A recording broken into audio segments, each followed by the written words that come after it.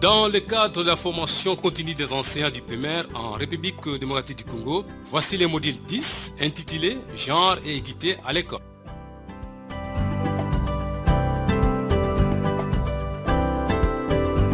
Produit par le studio de la Direction des programmes scolaires et matériels didactiques du ministère de l'enseignement primaire, secondaire et initiation à la nouvelle citoyenneté, en partenariat avec le projet de soutien à l'éducation des bases, PROSEB en cycle, et du Centre du développement de l'éducation EDC en cycle.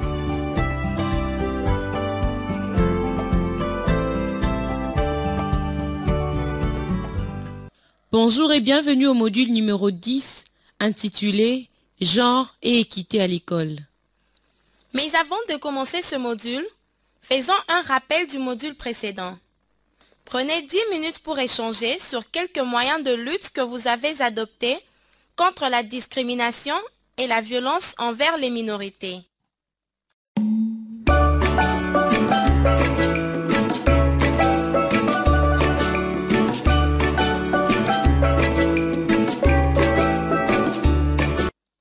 Nous abordons à présent le module sur le genre et équité à l'école. Ces modules comprend plusieurs thèmes. Chaque thème comprend une introduction, des objectifs spécifiques, des ressources utilisées pour réaliser l'activité et un ou plusieurs exercices de contrôle d'évaluation de compétences acquises par les participants. Puis à la fin, il y a une synthèse qui donne un résumé de chaque activité proposée. Ce module de formation à distance de l'enseignant a été rédigé selon l'approche pédagogique par compétences telle qu'illustrée dans le schéma. Il vise le développement des 4 compétences de base. La première compétence de base est d'exploiter les supports pédagogiques, manuels, matériels didactiques, en tenant compte de la dimension genre. La deuxième compétence de base est de préparer des leçons intégrant la dimension genre. La troisième compétence de base est d'animer, de conduire des leçons et des activités scolaires et parascolaires prenant en compte la dimension genre. La quatrième et la dernière compétence de base est d'évaluer les activités scolaires et parascolaires en tenant compte de la dimension genre. Ces 4 compétences de base forment l'objectif terminal d'intégration exprimé comme suite. Après cette formation, l'enseignant sera capable de tenir compte du genre dans les activités scolaires et parascolaires. Mais avant de commencer, prenons le temps d'évaluer nos connaissances antérieures sur le sujet. Prenez chacun une feuille de papier et disposez les chiffres de 1 à 10. Pour chaque numéro, nous allons poser une question à choix multiple. Écrivez la lettre qui, selon vous, correspond à la bonne réponse. Une fois terminé, remettez la feuille au directeur d'école ou gardez-la pour la correction à la fin du module. Merci.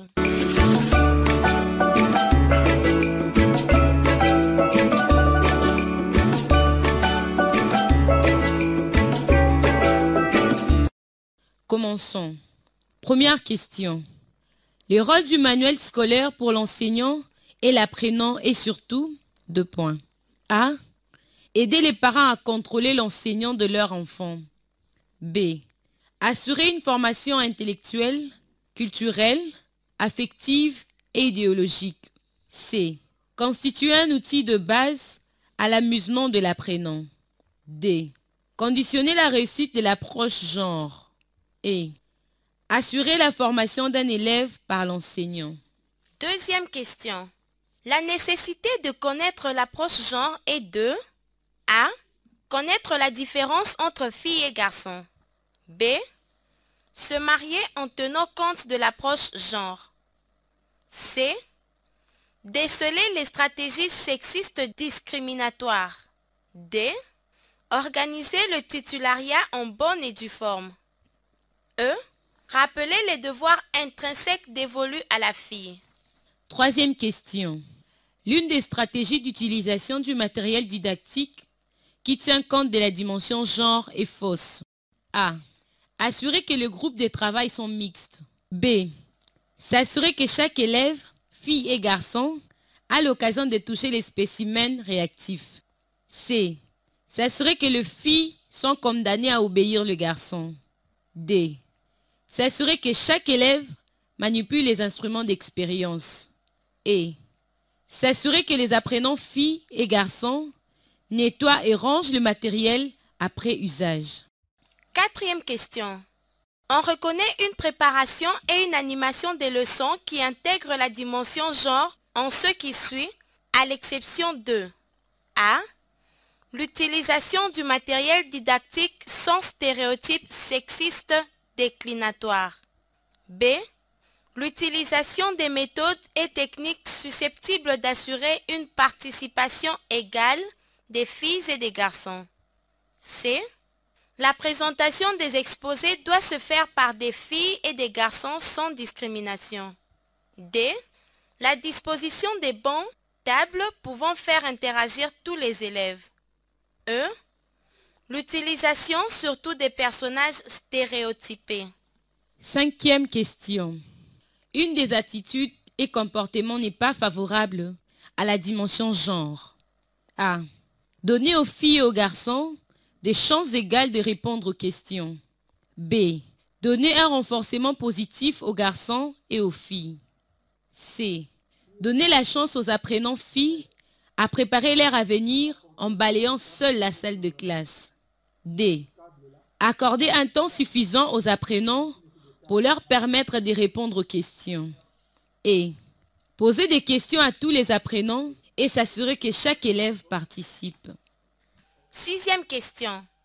Un des aspects énumérés ci-dessous ne tient pas compte de la disposition d'une salle de classe qui considère la dimension genre. A. Filles et garçons sont assis sans discrimination de sexe. B.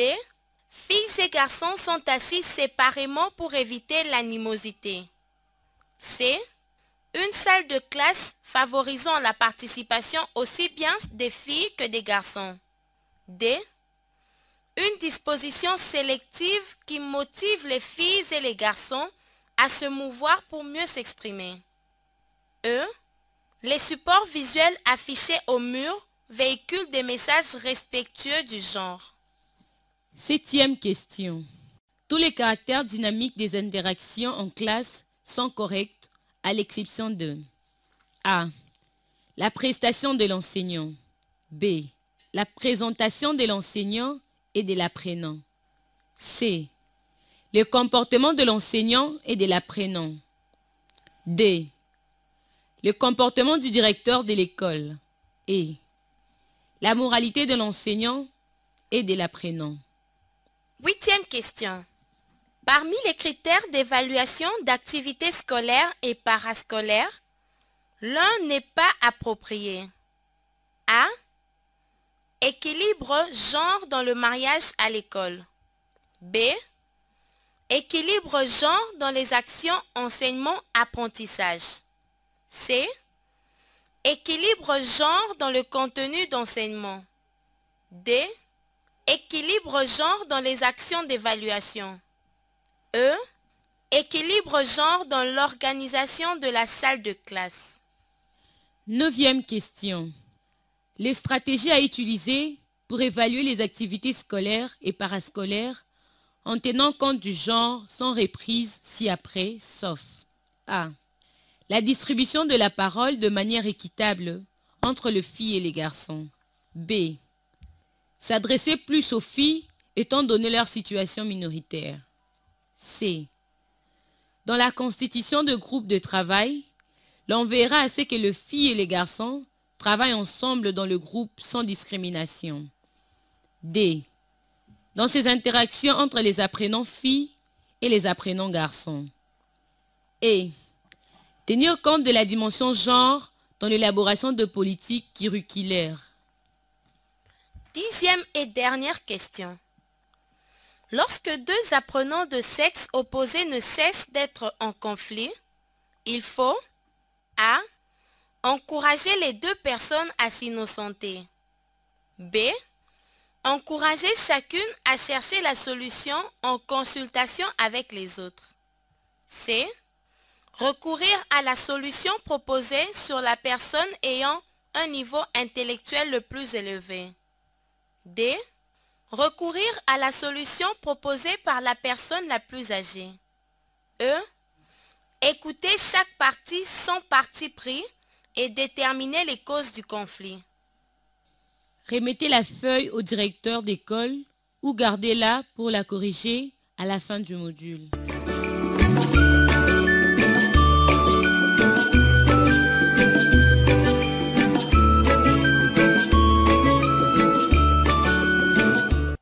Le premier thème, c'est l'exploitation des supports pédagogiques, manuels, matériels didactiques, en tenant compte de la dimension genre.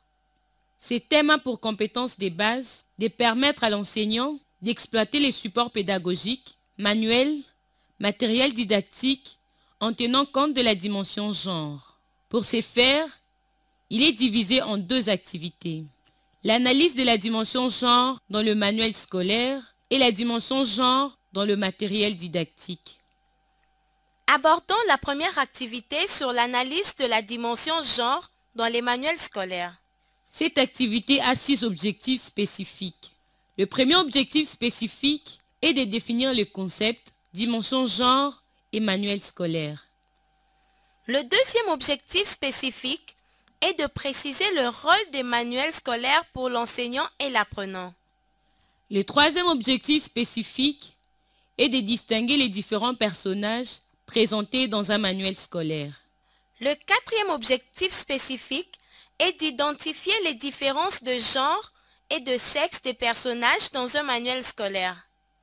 Le cinquième objectif est de décrire le rôle ou les fonctions de personnages cités dans le manuel scolaire.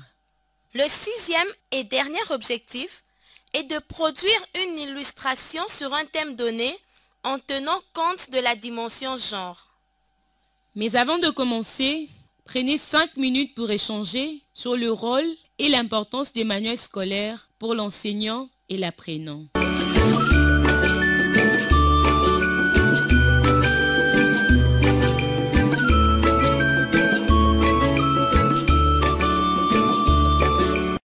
Commençons par définir quelques concepts. Le premier concept, c'est la dimension genre, qui est un ensemble d'informations en rapport avec l'équité entre les sexes. Et l'équité des genres consiste à réserver un traitement égal entre les filles, les femmes et les garçons ou les hommes en ce qui concerne l'accès aux ressources et aux opportunités. Le second concept est le manuel scolaire. C'est un support pédagogique ayant un format maniable et regroupant l'essentiel des connaissances destinées à l'enseignement-apprentissage. Passons maintenant au rôle du manuel scolaire pour l'enseignant et l'apprenant. Parlons de l'enseignant. Pour lui, les manuels scolaires constituent un document de référence lors de la préparation de ses leçons, voire pendant l'animation de celles-ci. Parlons ensuite de l'apprenant. Pour lui, le manuel sollicite l'activité de sa pensée et par voie de conséquence, assure une formation intellectuelle, culturelle, affective et idéologique. Il motive et guide sa réflexion. Il lui permet de découvrir le savoir-faire et le savoir-être. Il constitue pour lui un outil de référence et conditionne la relation d'interaction maître-apprenant et apprenant-apprenant. À présent, parlons du contexte et culture du manuel. Les manuels scolaires, comme tout autre produit utilisé dans un contexte donné, est généralement influencé par la culture, les traditions et les conceptions de société dans lesquelles il est rédigé et utilisé. Dans notre contexte, la grande majorité des manuels réservent à la femme une place réduite à son rôle de mère et d'épouse, propre à faire la cuisine et à s'occuper des travaux ménagers, ainsi que l'éducation des enfants à la maison. Les stéréotypes sexistes discriminatoires sont entretenus par les deux sexes et relayés par des manuels scolaires. C'est pourquoi il faut les dénoncer et les combattre à travers le programme et le manuel scolaire, car les stéréotypes sexistes limitent les aspirations de femmes et celles des hommes. Ils transmettent une idée ou image populaire et caricaturale que l'on s'est fait d'une personne ou d'un groupe en se basant sur une simplification abusive de traits, des caractères réels ou supposés. Ils s'imposent des frontières au développement de l'un et de l'autre sexe. Nous devons repousser ces barrières qui sont à la base de la discrimination à l'endroit de femmes. Abordons le point portant sur la nécessité de connaître l'approche genre, car les concepteurs des programmes et des manuels, ainsi que les enseignants et encadreurs de l'éducation, doivent être initiés à déceler les stéréotypes sexistes discriminatoires et y apporter une remédiation. Voici quelques exemples de stéréotypes souvent rencontrés dans le manuel scolaire et présentant différemment le personnage.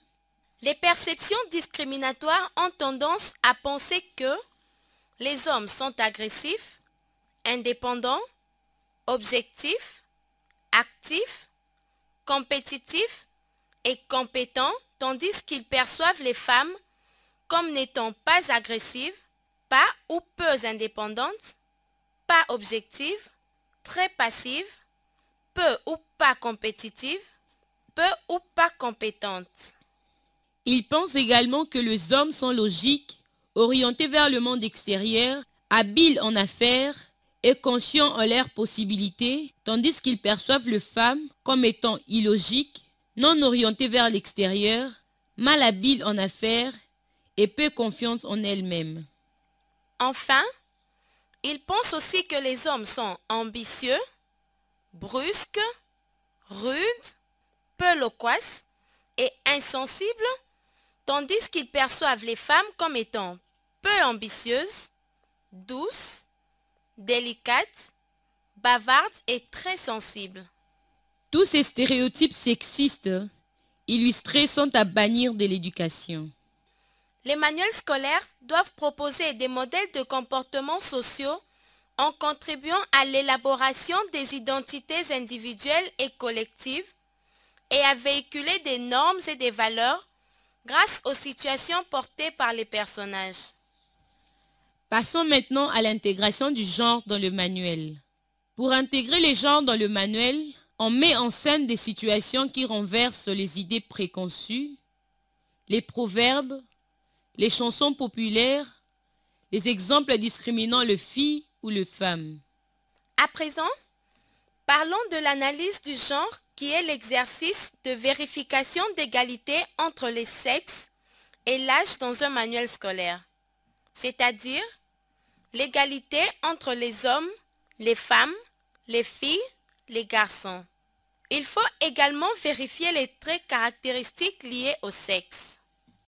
Sachez qu'une représentation est considérée valorisante quand le modèle est diversifié par chaque sexe. Par exemple, le personnage masculin et féminin font la cuisine et exercent une même activité professionnelle. Par contre, une représentation est considérée dévalorisante quand elle n'est portée que par un seul sexe. Avant de passer à un autre point, faisons cet exercice. Tournez votre pouce vers le bas si l'image présentée est un stéréotype et vers le haut si l'image contribue à l'élaboration des identités individuelles et collectives. Cette image contribue-t-elle à l'élaboration des identités individuelles et collectives? Oui, car il n'y a aucune discrimination. Cette photo montre que les filles comme le garçon peuvent jouer au foot. Cette image contribue-t-elle à l'élaboration des identités individuelles et collectives? Non. Cela donne l'impression que le balayage est réservé seulement aux filles. Cette image contribue-t-elle à l'évaluation des identités individuelles et collectives? Non, parce que les filles sont exclues de l'activité. Cette image contribue-t-elle à l'élaboration des identités individuelles et collectives? Oui, parce que les deux sexes sont représentés équitablement et résolvent le même exercice. Nous avons parlé de l'intégration et l'analyse du genre dans le manuel scolaire. Maintenant, parlons des étapes d'intégration de valeurs égalitaires. Les étapes suivantes peuvent aider à intégrer la valeur entre les sexes. Il s'agit de 1. Le choix des modèles égalitaires. Il s'agit d'observer l'avancée des droits des femmes dans leur pays et tirer des conclusions en s'inspirant d'autres pays pour voir comment sont présentés les modèles égalitaires dans les manuels et remettre en cause les stéréotypes traditionnels, les proverbes, les chants populaires, le sens commun, la sagesse populaire. 2. Le choix en matière d'organisation d'un manuel où on devra analyser les différentes parties du manuel utilisé, c'est-à-dire le texte, les leçons, les exercices, les documents, les annexes, les images et les couvertures. On analyse également les personnages spécifiques avec leurs fonctions pédagogiques telles que celui qui présente ou remplace l'apprenant ou l'enseignant pour guider l'apprenant et le conseiller. Les pictogrammes qui sont des textes à fonction pédagogique. À titre d'exemple, j'apprends, je retiens. 3. Celui de conducteur qui accompagne l'apprenant dans son apprentissage tout au long de l'année. On devra aussi analyser la couverture pour voir quelles images et quels textes et quel rôle ont les personnages. Les systèmes de genre s'appuient également sur l'organisation du manuel. Pour commencer, il faut comprendre comment s'organise le manuel. Y a-t-il de cours, des exercices, des textes d'auteur ou des textes inventés, des documents, des images et des annexes? Aussi, quelles images et quels textes sont en couverture? Analysez également quelles fonctions pédagogiques sont retenues pour le personnage. Il faut aussi analyser les choix de personnages humains. Il s'agit d'abord d'utilisation des personnages, d'où il faut analyser quelle représentation sexuée est transmise par le personnage, comment traiter alors l'égalité entre les sexes sans personnage et comment les personnages sont listés. Est-ce selon leur âge et sexe, selon leur type, c'est-à-dire individuel ou collectif, ou encore selon leur fonction pédagogique. Il s'agit ensuite d'utilisation de personnages neutres, car ils représentent l'universalité des caractéristiques qui ne sont ni masculines ni féminines, sexe indéterminé. L'utilisation de personnages sexués qui représentent des caractéristiques féminines ou masculines. Quel est le nombre de représentations féminines et le nombre de représentations masculines? Les caractéristiques de genre de personnage. Le genre du personnage est révélé par plusieurs caractéristiques essentielles suivant par ordre d'importance. 1. Le genre du personnage est révélé par plusieurs caractéristiques essentielles suivantes, par ordre d'importance. 1. Le sexe et l'âge. Les hommes, les femmes, les filles, les garçons, les neutres et indéterminés. 2. Le type. Personnage individuel ou personnage collectif. 3. La place du personnage dans le texte et dans l'image. 4. Les désignations qui sont soit le nom ou prénom, le pronom, les fonctions sociales, les fonctions professionnelles et familiales. 5. Le rôle du personnage qui est soit le héros ou le personnage de second plan ou encore un figurant. 6. Les attributs du sexuation qui concernent la coiffure, le vêtement, les objets de décoration, bijoux et maquillage. 7. Les attributions en rapport avec les caractéristiques physiques qui concernent la barbe, le sein, etc., etc. 8. Le trait de caractère ou de personnalité. Prenez 10 minutes, échangez sur les éléments discriminatoires ou non dans cette image. Le sexe et l'âge de personnages sont-ils représentés de manière individuelle ou collective? Les attributs de sexuation, les attributs en rapport avec les caractéristiques physiques, qui sont les héros ou personnages du second plan.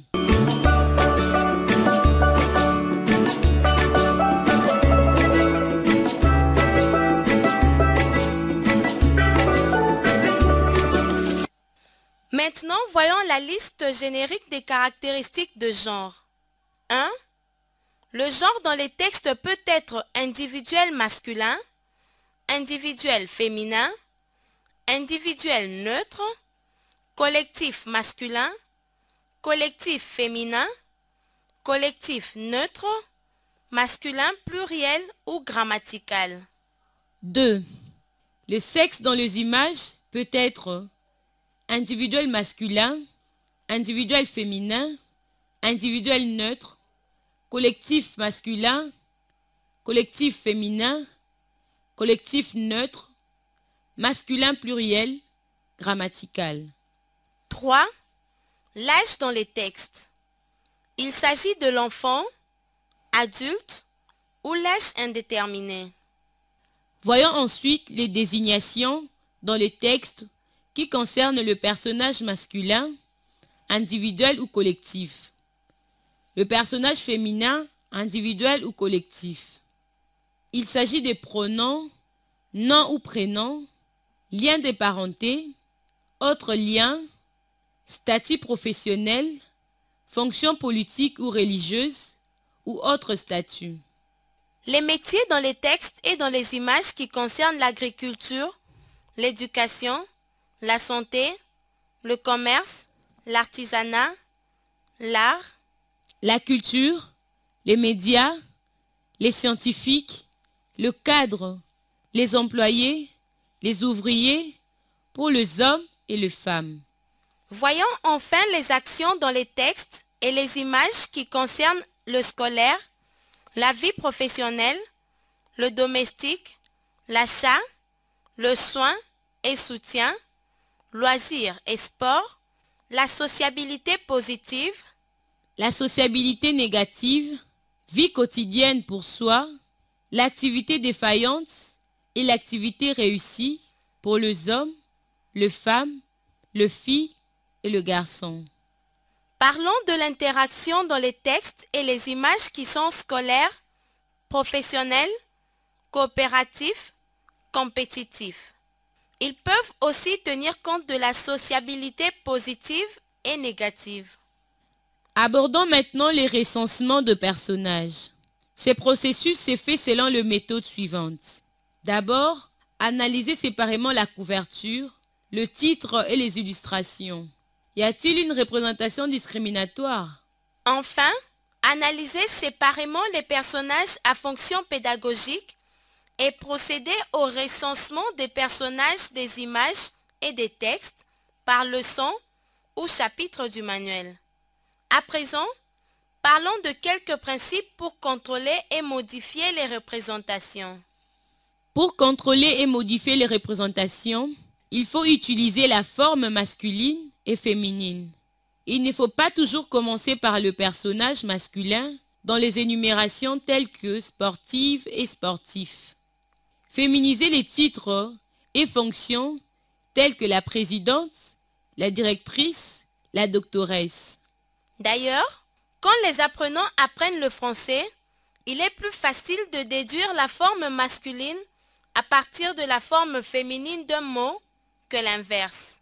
Par exemple, le mot animatrice devient animateur au masculin, tandis que si j'apprends le mot animateur pour la première fois, je peux penser que la forme féminine du mot peut être animateuse, animatrice ou animateur. Il faut respecter la parité, éviter le vocabulaire et les mots qui dévalorisent et ridiculisent un sexe pour attirer l'attention de ses apprenants sur les représentations discriminatoires, mettre l'accent sur le trait commun entre le sexe et valoriser pour chaque sexe l'ensemble de rôles sociaux par combinaison. Il faut garantir les mêmes droits aux personnages, quel que soit leur sexe, dans tous les domaines de la vie et attirer l'attention des apprenants quand ce n'est pas le cas. Il s'agit d'accès aux mêmes professions et aux mêmes ressources, à l'autonomie financière et économique, à l'autonomie dans la prise de décision et à la participation politique.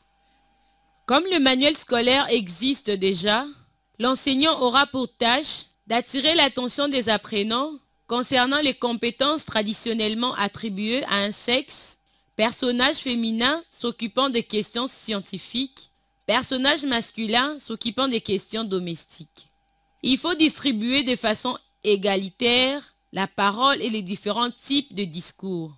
Impératif, argumentatif, interrogatif, quand les personnages discutent.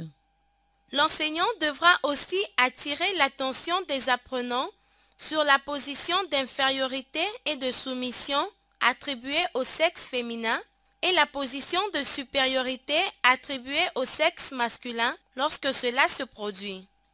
Alors, comment on pourrait représenter ces deux personnages de manière égalitaire? Afin de vous assurer que vous avez bien assimilé la matière, voici quelques questions auxquelles nous vous demandons de répondre pendant les 10 prochaines minutes. Donnez 3 exemples de discrimination dans un manuel scolaire. Expliquez ce qu'il faut faire quand vous avez des manuels avec des images ou textes discriminatoires.